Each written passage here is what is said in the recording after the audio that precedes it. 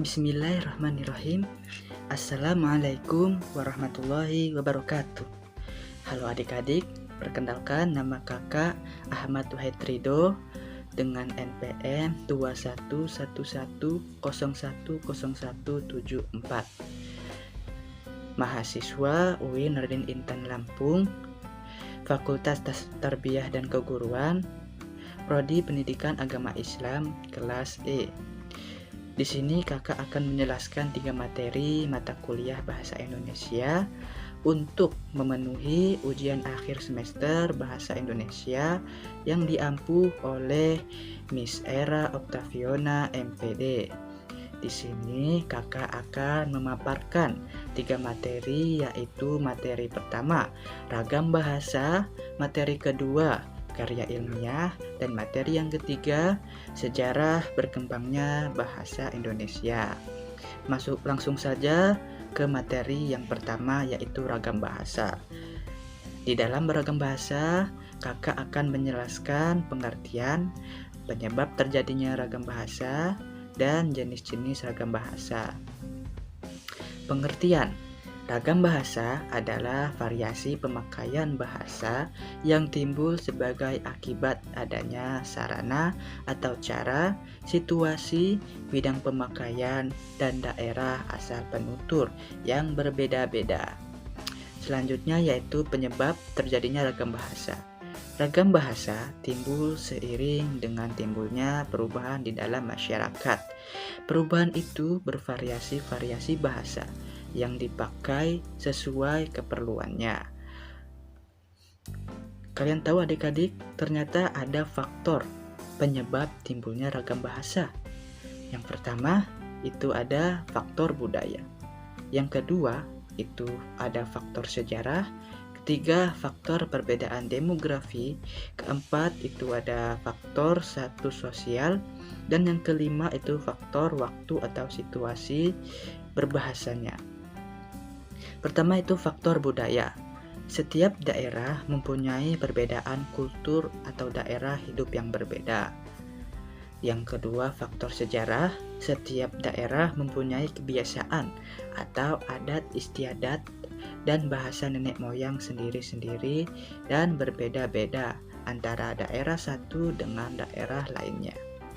Yang ketiga itu ada perbedaan demografi. Setiap daerah memiliki dataran yang berbeda, seperti wilayah di daerah pantai dan pergunungan. Di daerah pergunungan, biasanya cenderung menggunakan bahasa yang singkat dan jelas, dengan intonasi volume suara yang besar dan tinggi. Berbeda dengan daerah permukiman padat penduduk yang menggunakan bahasa lisan yang panjang lebar disebabkan lokasinya yang saling berdekatan dengan intonasi volume suara yang kecil. Yang keempat itu faktor sosial. Aswillah 1986 mengungkapkan bahwa kelas sosial mengacu pada golongan masyarakat yang mempunyai kesamaan tertentu dalam bidang kemasyarakatan seperti ekonomi, pekerjaan, pendidikan, kedudukan, kasta, dan sebagainya. Yang kelima itu ada faktor waktu atau situasi berbahasa. Nah, ragam bahasa terjadi karena faktor situasi berbahasa. Bahasa dapat berubah karena situasi tertentu. Misalkan dalam situasi formal, bahasa yang digunakan itu yaitu formal dan sopan. Berbeda dengan bahasa yang digunakan dalam non-formal, itu ketika berbicara dengan teman sebaya. Nah, selanjutnya itu ada jenis-jenis ragam bahasa. Yang pertama berdasarkan cara berkomunikasi, itu ada ragam lisan dan ragam tulisan. Ragam lisan adalah ragam bahasa yang dihasilkan oleh alat ucap dengan fonem sebagai unsur dasar dan komunikasi terjadi secara langsung atau bertatap muka. Ciri-cirinya itu langsung, tidak terikat ejaan bahasa Indonesia, terkadang tidak efektif, kalimatnya pendek-pendek, dan lagu kalimat situasional. Yaitu selanjutnya ragam tulisan.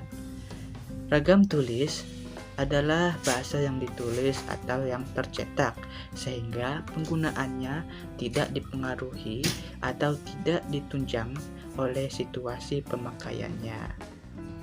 Ciri-cirinya yaitu santun, efektif, bahasa yang disampaikan sebagai upaya komunikasi satu pihak, dan ejaan digunakan sesuai dengan pedoman. Dan yang kelima, penggunaan kosakata pada dasarnya sudah dibakukan. Selanjutnya itu berdasarkan penuturan, yaitu ada ragam dialek dan ragam terpelajar. Ragam dialek atau daerah adalah variasi bahasa yang dipakai oleh bangsawan di tempat tertentu. Dalam istilah lama disebut dengan logat. Nah, logat yang paling menonjol yang mudah diamati ialah lafal. Logat bahasa Indonesia orang Jawa tampak dengan pelafalan B pada posisi awal nama-nama kota seperti Bandung, Banyuwangi, dan lain-lain. Nah, selanjutnya itu ragam terpelajar. Ragam terpelajar ini penuturan bahasa Indonesianya juga mewarnai penggunaan bahasanya. Seperti nih, contohnya yang kalau tidak terpelajar itu video. Nah, kalau yang terpelajar itu video. Kalau tidak terpelajar itu film. Kalau terpelajar film. Yang tidak terpelajar pajar. Yang terpelajar fajar. Nah, dan lain-lain. Yang selanjutnya berdasarkan situasi, yaitu ada ragam formal dan ragam non-formal. Tadi sudah dijelaskan bahwa ragam formal itu situasinya ya formal, ciri-cirinya digunakan sesuai situasi resmi, sopan ya pasti. Nada bicaranya itu cenderung datar. Nah, kalimatnya juga digunakannya itu kalimat lengkap. Dan selanjutnya itu yang ragam non formal, itu ragam yang tidak resmi, digunakan dengan situasi tidak resmi seperti dengan teman sebaya, sering dan juga sering menggunakan kalimat-kalimat yang tidak lengkap. Selanjutnya yaitu berdasarkan topik pembicaraan. Itu ada ragam sosial, ragam fungsional, ragam jurnalistik, dan ragam sastra.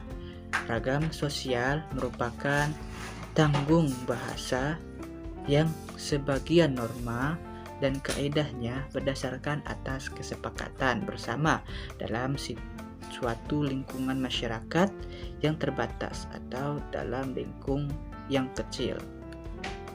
Selanjutnya ragam fungsional, itu ada ragam fungsional sering disebut juga sebagai ragam profesional yang merupakan ragam bahasa yang dikaitkan dengan profesi, lembaga, lingkungan kerja, dan kegiatan tertentu. Selanjutnya itu ada ragam jurnalistik. Ragam jurnalistik adalah ragam bahasa yang digunakan oleh dunia persurat kabaran atau yang dalam perkembangan lebih lanjut, bahasa jurnalistik adalah bahasa yang dipergunakan oleh seluruh media massa. Selanjutnya itu ada ragam sastra. Ragam sastra ini memiliki sifat yang atau karakteristik yang subjektif, lentur, konotatif, kreatif, inovatif. Berbeda dengan ragam bahasa yang ilmiah, ragam bahasa sastra ini banyak menggunakan kalimat yang tidak efektif. Nah, mungkin itu saja yang dapat kakak sampaikan di materi yang pertama, itu materi ragam bahasa. Selanjutnya mari kita masuk ke materi yang kedua, itu karya ilmiah.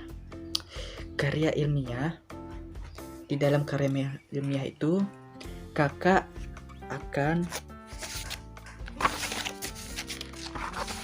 menjelaskan pengertian karya ilmiah, ciri-ciri karya ilmiah, fungsi karya ilmiah, syarat-syarat karya ilmiah, dan jenis karya ilmiah, dan struktur atau sistematik umum karya ilmiah. Nah, pengertian.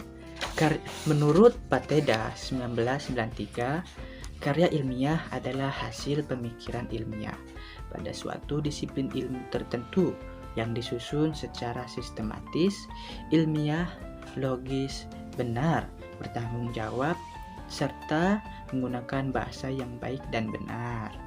Nah, selanjutnya itu ada ciri-ciri karya ilmiah, yaitu pertama ada reproduktif, kedua tidak ambigu, ketiga tidak imitatif, keempat menggunakan bahasa baku dan sesuai aturan, kelima menggunakan istilah keilmuan, yang keempat bersifat denotatif, kelima rasional, keenam kohesi dan koherensi, dan ketujuh langsung ke inti, dan yang terakhir efektif. Fungsi karya ilmiah ditinjau dari segi manfaat. Karya ilmiah mempunyai fungsi sebagai berikut, yaitu penjelas atau explanation. Karya ilmiah dapat menjelaskan suatu hal yang sebelumnya tidak diketahui, tidak jelas, dan tidak pasti menjadi sebaliknya. Kedua itu ada ramalan atau prediction.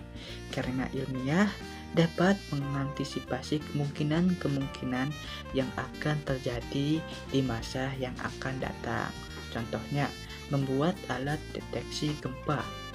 Atau contoh selanjutnya kepunahan bahasa lokal di Indonesia di era globalisasi. Selanjutnya itu ada kontrol.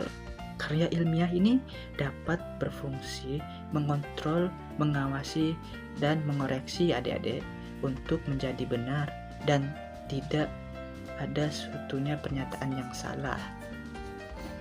Contohnya ini membuat percobaan untuk membuktikan suatu pendapat seperti dampak COVID-19 terhadap pembelajaran. Nah, itu kan pasti harus dikontrol adik-adik. Selanjutnya itu ada syarat-syarat. Yang pertama, syarat-syarat karya ilmiah itu ada lugas dan tidak emosional. Yang kedua logis, ketiga efektif, keempat efisien, kelima bahasanya baku. Yang pertama itu ada lugas dan tidak emosional. Karya ilmiah hanya mempunyai satu arti, tidak menggunakan kata kiasan, sehingga tidak menimbulkan salah penafsiran adik-adik bagi pembaca. Oleh sebab itu, perlu adanya batasan. Yang kedua itu logis. Kalimat, alinea, sebab atau subsebab disusukan berdasarkan suatu urutan pengertian, klarifikasi, waktu atau kronologi, ruang, sebab akibat, umum khusus, ataupun proses dan peristiwa yang terjadi. Nah, yang ketiga adik-adik itu ada efektif.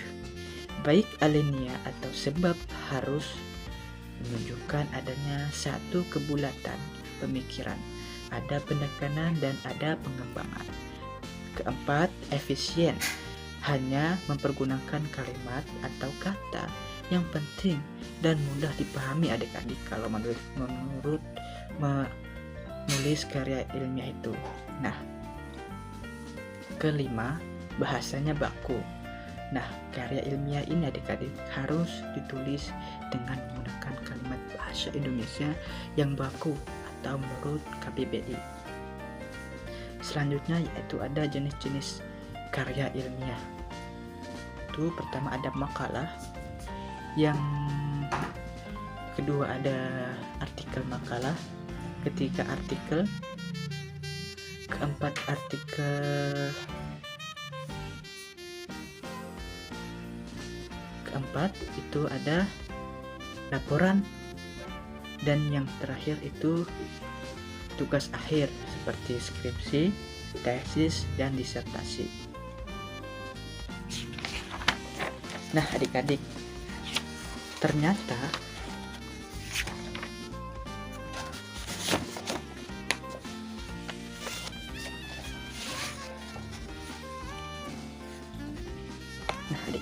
dalam selanjutnya itu ada sistematika penulisan karya ilmiah. Pertama, bagian awalnya itu adik-adik ada halaman judul, lembar pernyataan, lembar pengesahan, abstraksi, kata pengantar, halaman, daftar isi, daftar gambar, daftar tabel, dan daftar simbol jika ada.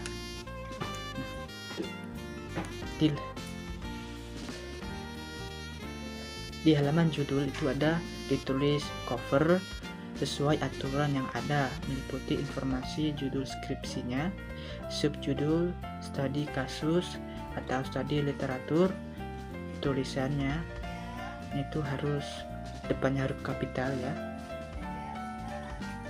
Nah, selanjutnya lembar pengesahan itu merupakan halaman yang berisi pernyataan bahwa penulisan karya tulis ini merupakan hasil karya sendiri, bukan hasil plagiat. Yang ketiga itu lembar pengesahan. Pada lembar pengesahan ini berisi daftar komisi pembimbing atau dosen pembina. 4 ada abstraksi. Ya, ini berisi ringkasan tentang hasil dan pembahasan secara garis besar. Kelima, kata pengantar, yaitu berisi pernyataan penghargaan penulis kepada pendosen dan pembimbing. Keempat, itu ada halaman daftar isi, berisi semua informasi secara garis besar dan disusun berdasarkan urutan nomor halaman. Dan selanjutnya itu bagian tengah ada pendahuluan. Di dalam pendahuluan itu ada latar belakang yang mengurai tentang alasan atau motivasi penulis terhadap topik yang bersangkutan. Itu selanjutnya ada rumusan masalah yang berisi masalah yang akan terjadi dan sekaligus merumuskan masalah dalam penelitian yang bersangkutan. Ketiga ada batasan masalah untuk memberi batasan yang jelas pada bagian mana dari persoalan atau masalah yang akan kita kaji adik-adik. Selanjutnya itu ada tujuan penelitian yang menggambarkan hasil-hasil atau tujuan dari kita untuk membuat karya ilmiah ini apa, dan akan memberi jawabannya terhadap masalah yang diteliti tersebut. Selanjutnya ada metode penelitian, itu menjelaskan cara pelaksanaan kegiatan penelitian, mencakup cara pengumpulan datanya, metodenya, alatnya itu kita menggunakan apa, cara analisis data tersebut. Nah, selanjutnya ada landasan teori, yaitu kita menggunakan teori-teori atau kerangka teorinya tuh menunjang penulisan atau penelitian yang dapat diperkuat dengan menunjukkan hasil penelitian sebelumnya. 3. Metode penelitian, menjelaskan cara pengambilan atau pengolahan datanya. Keempat, itu ada analisis data dan pembahasan. Kelima, simpulan dan saran. Nah, bab ini dapat terdiri dari simpulan saja atau ditambahkan saran penulis kepada pembaca. Dan bagian terakhir itu ada daftar pustaka dan lampiran. Daftar pustaka ini berisi daftar referensi kita, yaitu buku, jurnal, majalah, dan lain-lain yang digunakan dalam penulisan penelitian karya ilmiah kita ini. Dan yang terakhir itu ada lampiran tadi. Lampiran ini menjelaskan penjelasan tambahan yang dapat berupa uraian atau gambar atau perhitungan dokumentasi lah ya, perhitungan grafik dan label. Selanjutnya yaitu materi yang ketiga, itu ada sejarah berkembangnya bahasa Indonesia. Nah, pertama itu ada asal usul bahasa Indonesia. Nah, adik-adik, bahasa Indonesia merupakan bahasa yang diresmikan penggunaannya 1 hari setelah proklamasi kemerdekaan, tepatnya pada tanggal 18 Agustus 1945. Nah, dasar bagi bahasa Indonesia ini adik-adik adalah bahasa Melayu, sebagaimana yang diungkapkan oleh Ki Hajar Dewantara dalam Kongres Bahasa 1 tahun 1939 di Solo, Jawa Tengah pada abad ke-19. Adik-adik, bahasa Melayu ini merupakan bahasa penghubung antar etnis dan suku-suku di Kepulauan Nusantara. Selain menjadi penghubung antar etnis dan suku-suku, dulu bahasa Melayu juga pun menjadi bahasa penghubung dalam kegiatan perdagangan internasional di wilayah Nusantara. Nah, peresmian nama bahasa Indonesia. Secara sejarah, bahasa Indonesia merupakan sakah satu dialek temporal dari bahasa Melayu yang struktur maupun hazanahnya sebagian besar sama atau mirip dengan dialek-dialek temporal terdahulu. Nah, selanjutnya, mengapa bahasa Melayu diangkat menjadi bahasa Indonesia adik-adik? Nah, ada 4 faktor adik-adik yang menyebabkan bahasa Melayu ini menjadi dan diangkat menjadi bahasa Indonesia atau bahasa nasional. Pertama itu ada faktor sejarah, kedua ada faktor kesederhanaan sistem, yang ketiga ada faktor psikologis, dan yang keempat itu ada faktor reseptif. Nah, adik-adik, bahasa Melayu ini merupakan lingua franca ya, atau bahasa penghubung dan perdagangan.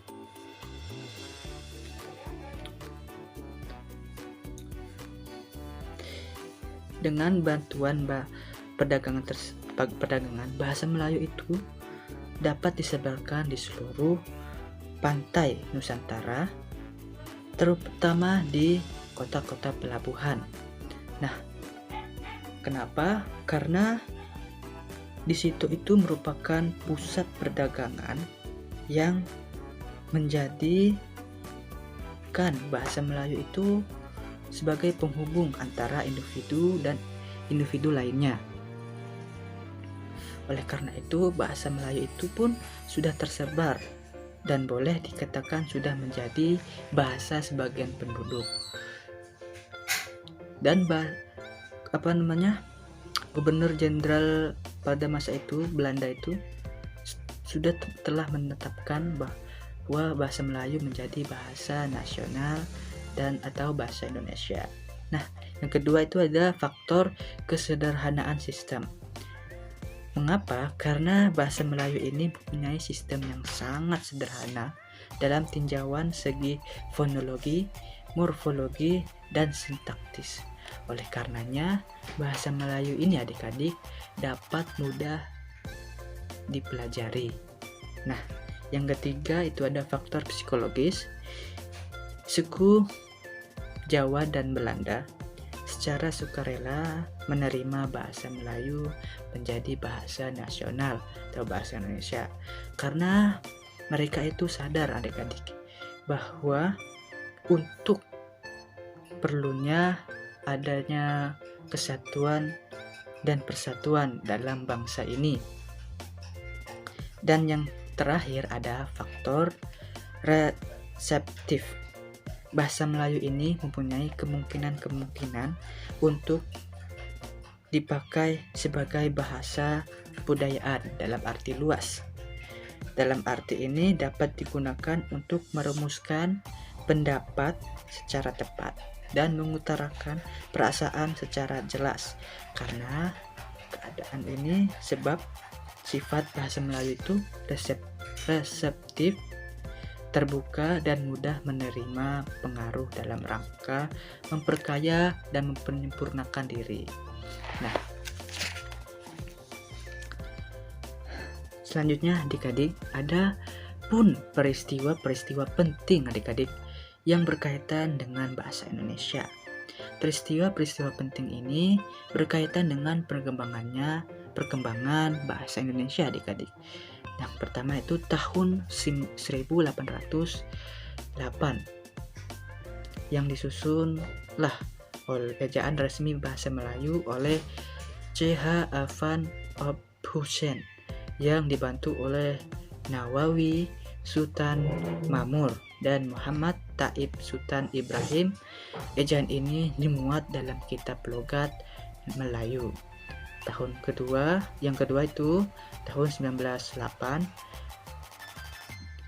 pemerintah kolonial mendirikan sebuah badan penerbit buku-buku bacaan yang diberi nama Commission for the Volkskultur atau Taman Bacaan Rakyat yang diubah menjadi Balai Pustaka.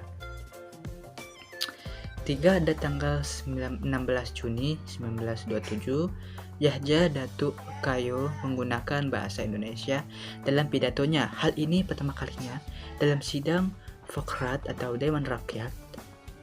Nah, tanggal 28 Oktober secara resmi pengukuhan bahasa Indonesia menjadi bahasa persatuan dalam Sumpah Pemuda.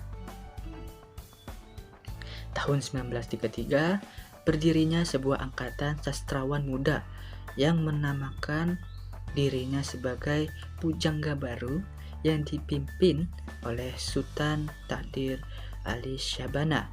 Yang keenam ada tahun 1936 Sultan Takdir Ali Syabana menyusun Tata Bahasa Indonesia.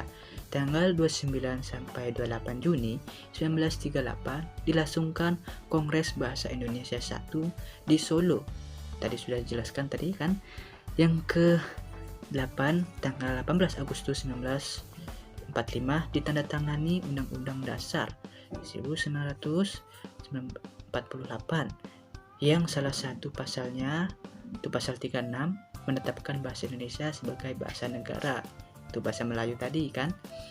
9 ada tanggal 19 Maret 1947 diresmikan penggunaan ejaan Republik atau ejaan Swandi sebagai pengganti ejaan Van Hussein tadi yang berlaku sebelumnya tadi. Yang tanggal 28 Oktober sampai 2 November 1954 diselenggarakan Kongres Bahasa II di Medan. Kongres ini merupakan perwujudan tekad bangsa Indonesia. Yang ke-11 16 Agustus 1972 H.M. Soeharto, Presiden Republik Indonesia, meresmikan penggunaan ejaan bahasa Indonesia yang disempurnakan atau EYD. Tanggal 13 Agustus, Menteri Pendidikan dan Kebudayaan menetapkan Pedoman Umum Pembentukan Bahasa Indonesia. Tanggal 28 Oktober sampai 2 November 1978 diselenggarakannya Kongres Bahasa Indonesia ketiga di Jakarta. Kongres ini diadakan dalam rangka memperingati Sumpah Pemuda yang ke-50. Tanggal 21 sampai 26 November 1983 diselenggarakannya Kongres Bahasa Indonesia keempat di Jakarta. Kongres ini diselenggarakan dalam rangka memperingati Hari Sumpah Pemuda yang ke-55. Yang ke-15 itu tanggal 28 Oktober sampai 3 November 1988 diselenggarakannya Kongres Bahasa Indonesia yang ke-5 di Jakarta. Kongres ini dihadiri oleh kira-kira 700 pakar ya bahasa Indonesia dari seluruh Indonesia ini dan peserta tamu dari negara sahabat seperti Brunei Darussalam, Malaysia, Singapura, Belanda, dan Jerman. Tanggal 28 Oktober 2 sampai 2 November 1993 diselenggarakannya Kongres Bahasa Indonesia yang ke-6 di Jakarta lagi dan pesertanya sebanyak 770 pakar bahasa dari Indonesia dan 53 peserta tamu dari mancanegara. Dan yang terakhir itu tanggal 26 sampai 30 Oktober 1998 diselenggarakannya Kongres Bahasa Indonesia yang ke-7 di Hotel Indonesia Jakarta. Kongres itu mengusulkan dibentuknya Badan Pertimbangan Bahasa. Nah, oke adik-adik, mungkin itu saja yang dapat kakak paparkan dan jelaskan mengenai 3 materi tersebut: ragam bahasa, karya ilmiah, dan sejarah berkembangnya bahasa Indonesia. Oke, kakak akhiri. Wassalamualaikum warahmatullahi wabarakatuh.